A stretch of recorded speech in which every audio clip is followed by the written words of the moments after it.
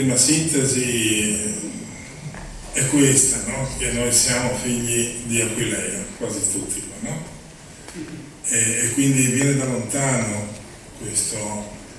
questa esperienza di Chiesa che fondamentalmente dovrebbe essere esperta in relazioni, no? Quindi ecco, tutto quanto aiuta proprio ad animare le comunità in questo senso.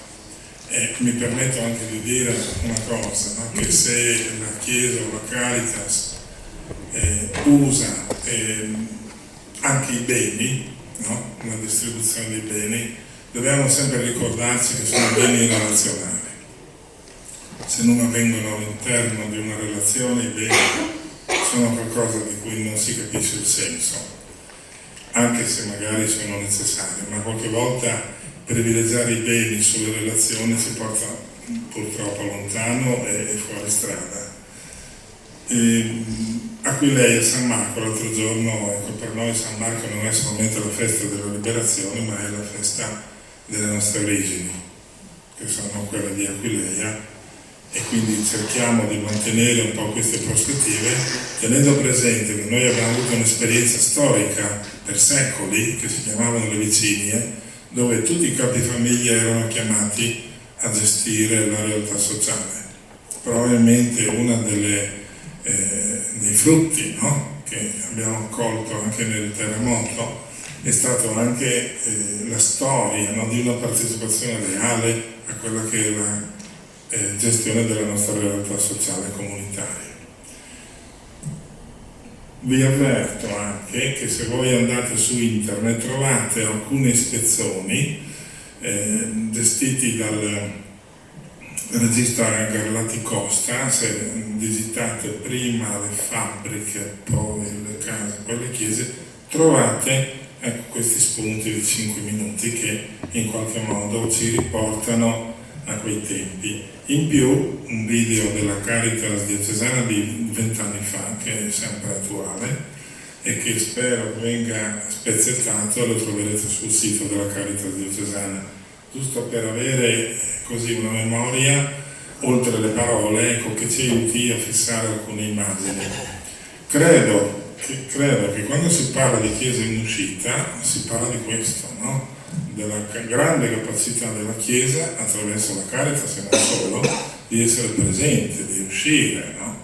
Dove si incontrano le persone, le famiglie, incominciando dagli ultimi. Ecco, quindi mi pare che sia anche nel cuore, no? Della mentalità, della struttura, dell'identità della Caritas, che non fa delle prediche, ma fa delle azioni, no? Attraverso i gesti, attraverso i percorsi, mostra al mondo che cosa interessa la Chiesa, ai poveri che Dio è presente, e alla Chiesa che, se vuole in qualche modo continuare un percorso di conversione continua, la vicinanza dei poveri, la prossimità con i poveri è la strada giusta. Tre condizioni per poter continuare a lavorare come animazione delle comunità. Primo, credo che mai come oggi occorre una progettualità pastorale dove convergono tutte le forze, sia quelle legate all'ascolto delle parole delle catechesi, così anche quelle della celebrazione della presenza di Dio nella storia, attraverso la liturgia e la preghiera, e attraverso il servizio della carità. Noi siamo stati tanto ricchi da permetterci molte volte di dimenticarci che bisogna lavorare assieme. Oggi, se non lo facciamo, ognuno va per conto proprio e siamo inefficaci nel senso proprio complessivo dell'essere Chiesa nel nostro territorio. Seconda cosa, una precondizione che non si fa coordinamento se non con le persone che lo vogliono fare. E questo interpella tutte le realtà, no? Perché convergono a un dialogo costante e comune tutte le realtà che operano sul territorio nell'ambito del sociale e della carità. Abbiamo trascurato anche questo, ma dato che anche le nostre congregazioni religiose sono così, no? Un po' in ritirata per le cose che sappiamo tutti, ecco, raccogliere questa grande storia di vicinanza, di impegno, di servizio accanto agli ultimi poveri, penso alle suore per esempio, ma anche ai frati e via avanti. Ecco, se non ci coordiniamo e se non lavoriamo assieme disperderemo un grande patrimonio che è fondamentale nella Chiesa. La precondizione che ho appena già detto è: stiamo attenti di non enfatizzare le distribuzioni sull'ascolto. È una cosa molto difficile questa. Quando guardiamo le persone che entrano nei nostri luoghi di ascolto, vediamo, ecco, di accogliere con un atteggiamento che offra loro la possibilità di ritornare, ma non per chiedere cose, ma per incontrare le persone che le hanno date. Quindi i beni sono sempre beni relazionali. Poi per quanto riguarda gli impegni, sono quelli già accennati in questo incontro e che sono quelli storici, no? L'attenzione ai giovani, la qualità educativa, l'attenzione agli anziani, proprio perché ormai anche nei nostri ambienti, anche in Friuli purtroppo, no, abbiamo un ricambio generazionale pari a zero, anzi sotto zero. Quindi capire che cosa vuol dire una Chiesa attenta, una comunità attenta agli anziani, interpella un po' tutti. Il tema del volontariato, qualcuno, Diana diceva che c'è una speranza di molti giovani che si impegnano. Quello che dovremmo imparare a fare nelle nostre comunità, dove è sempre più difficile il dialogo tra le generazioni, è proprio fare qualcosa con loro, perché si cresce facendo assieme qualcosa di significativo. L'attenzione alla salvaguardia del creato, pensiamo in un ambiente in cui la creazione ci ha fatto sussultare, no? Come dice il terremoto, però sappiamo appunto che la nostra attenzione è un atto vero di amore verso quell'ambiente in senso globale che ci fa vivere ancora. Noi non abbiamo trascurato in questi anni il grande tema dell'immigrazione e ci siamo impegnati sollecitando proprio tutte le nostre comunità all'accoglienza. Guardate che qui si gioca anche il nostro futuro, perché manifesta che tipo di società siamo e come diventiamo, attraverso l'accoglienza e il rispetto delle culture e delle storie, no, delle famiglie e dei giovani che vengono qua, se siamo in grado di poter guardare al futuro con speranza. C'è il tema del grande tema della casa e del lavoro povero e precario. Si parla in questi giorni e credo che sia uno dei temi che ha coinvolto anche la Caritas di Udine a dare una importanza straordinaria. L'educazione alla pace e alla non violenza, credo che qui siamo in controcultura, perché tutto parla della non accoglienza e posso dire anche che molti di quelli che vengono in chiesa votano per non accogliere. Dobbiamo fare un esame di coscienza al nostro interno e dire che cosa può cambiare nella proposta culturale ed ecclesiale che noi facciamo. Ecco, l'educazione alla pace e alla non violenza è proprio il cuore.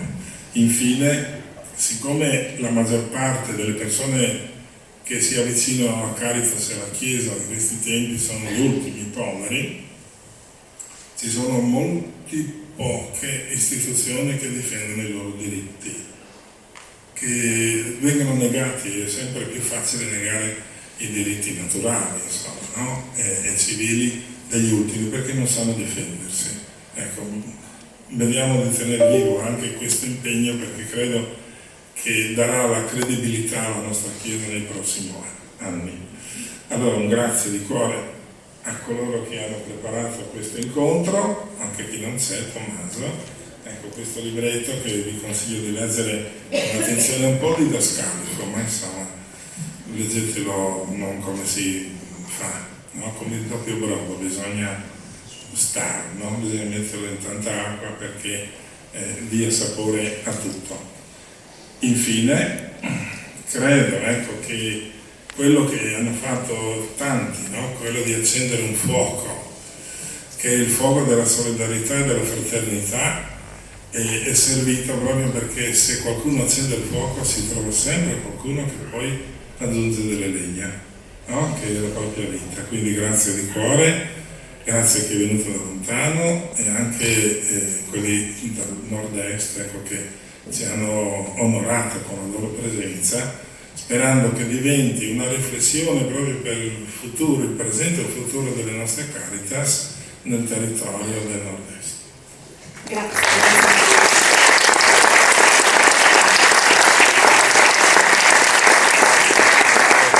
Io mi permetto solo di aggiungere una cosa telegrafica, visto che è stata citata la delegazione del nord-est. Sull'onda dei gemellaggi, in occasione del 50° anniversario di Caritas Italiana, sono nati nuovi gemellaggi. La delegazione del nord-est è gemellata col Bangladesh, quindi insomma c'è un lavoro anche in questo senso. E bene, lascio la parola per le conclusioni. Allora, ancora una cosa, siccome siamo venuti da lontano, li invitiamo a pranzo. Per mangiare qualcosa si va in un centro di ascolto a suo tempo costruito dalla Caritas Italiana.